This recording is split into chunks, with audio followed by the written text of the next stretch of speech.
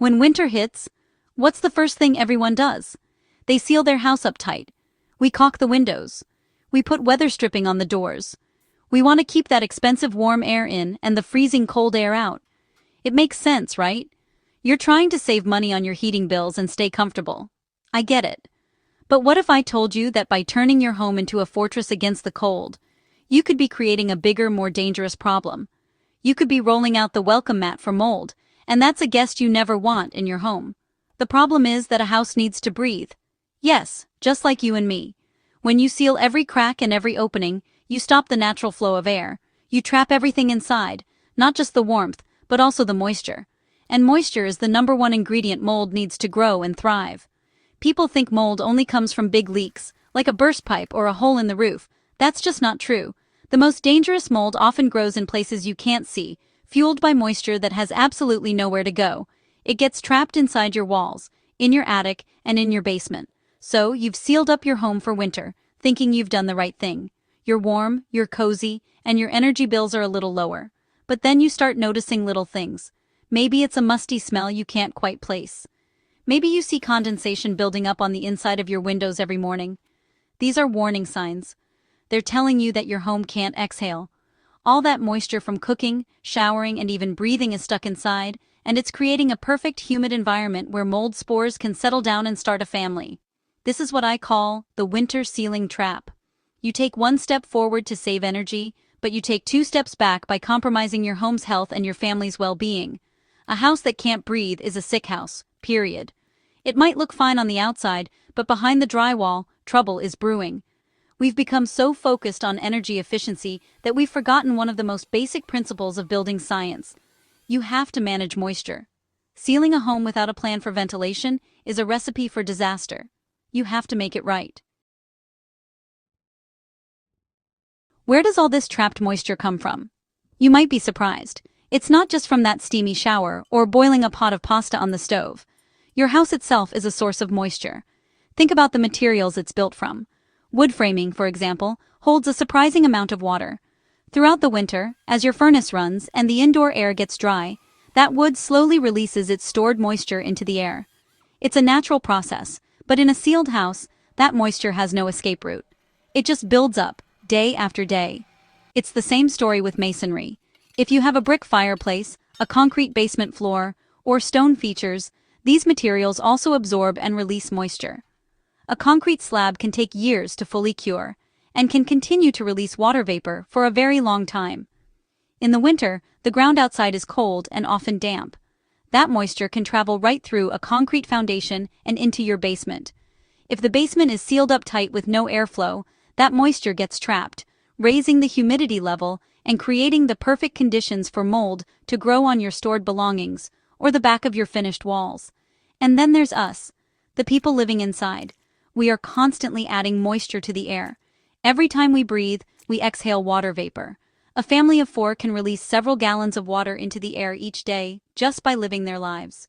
Cooking, cleaning, washing clothes, and running the dishwasher all pump more and more humidity into your home. In an older, draftier house, this wasn't a big deal because the moisture found its way out.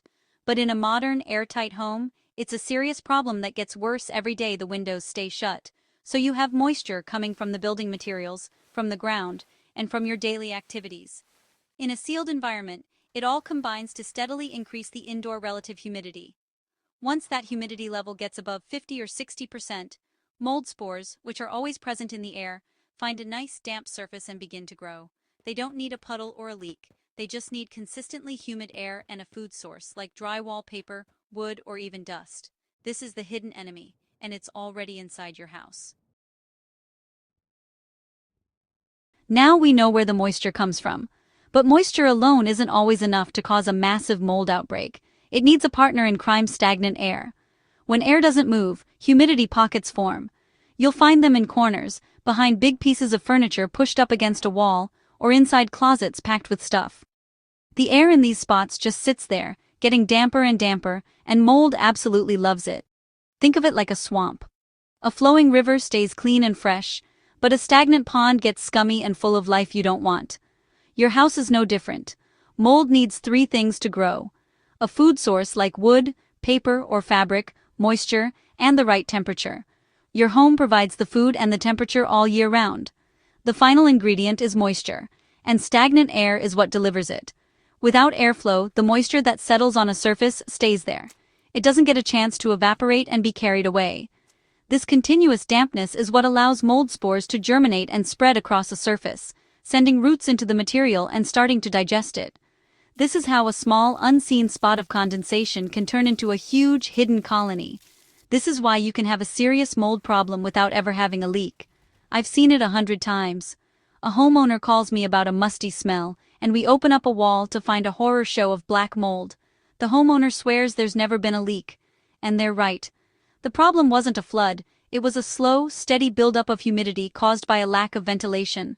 The air behind their drywall was completely still, allowing the trapped moisture from the bathroom on the other side to feed a massive mold colony for years. The solution is simple. Get the air moving. Even a small amount of airflow can be enough to disrupt the formation of these damp, stagnant zones. It helps to dry out surfaces before mold can take hold. It helps to distribute the humidity more evenly throughout the house, preventing it from concentrating in one area. Moving air is a powerful tool in the fight against mold. When you seal your house shut, you're taking that tool away and giving mold the quiet, undisturbed environment it needs to destroy your home from the inside out. Let's take a look at older homes, the ones built before our obsession with airtight energy efficiency. People think of them as drafty and inefficient, and, well, they were. But that draftiness was actually a brilliant passive system for moisture control. These houses were designed to breathe. They had built-in ventilation that worked 24/7, all winter long, without anyone even having to think about it. Builders back then understood that you had to let a house exhale to keep it dry and healthy. It was common sense. Think about a classic fireplace with a big brick chimney. Even when there wasn't a fire burning, that chimney was always working. It acted like a giant straw, constantly pulling air from inside the house and sending it outside. This created a gentle, continuous flow of air through the entire home.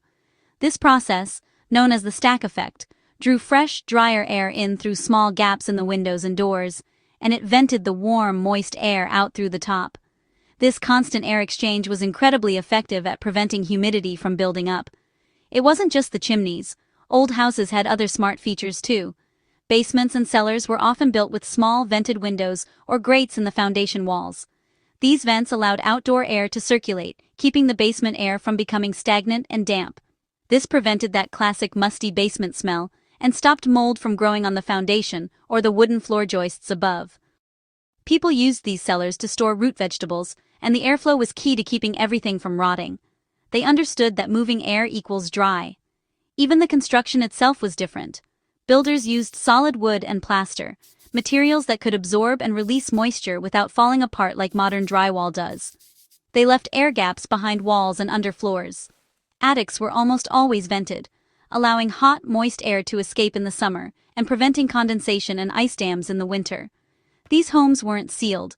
They were loosely woven structures designed to interact with the environment. They sacrificed some heat, yes, but in return, they got a structure that was durable, dry, and free from the hidden mold that plagues so many modern homes. We've moved on from the old ways of building, and in many ways, that's a good thing. Our homes are more comfortable and use less energy. But the new materials we use have created a whole new set of problems. Unlike the solid wood and plaster of old homes, modern materials like drywall, plywood, and oriented strand board (OSB) do not handle moisture well. When drywall gets wet, its paper facing becomes a perfect meal for mold, and the gypsum core crumbles. OSB swells up and falls apart when it's exposed to chronic dampness. These materials are not forgiving. The problem is made worse by things like vapor barriers. We install plastic sheeting inside our walls with the goal of stopping moisture from getting into the wall cavity. It sounds like a good idea, but it can backfire spectacularly. If any moisture does get trapped on the wrong side of that plastic, from a small leak, condensation, or even from the wood framing itself, it has absolutely no way to dry out. The vapor barrier that was meant to protect the wall now becomes a plastic bag, holding water against the wood studs and insulation, guaranteeing that mold and rot will follow. I see this all the time in new construction. A builder rushes a job and puts up drywall before the concrete foundation has fully cured and dried. All that moisture from the concrete gets sealed inside the wall cavities. Or, they frame a house with wood that got rained on, and they seal it up before it can dry. A few years later, the homeowner has a major structural problem, and it all started because modern materials were used in a way that trapped moisture.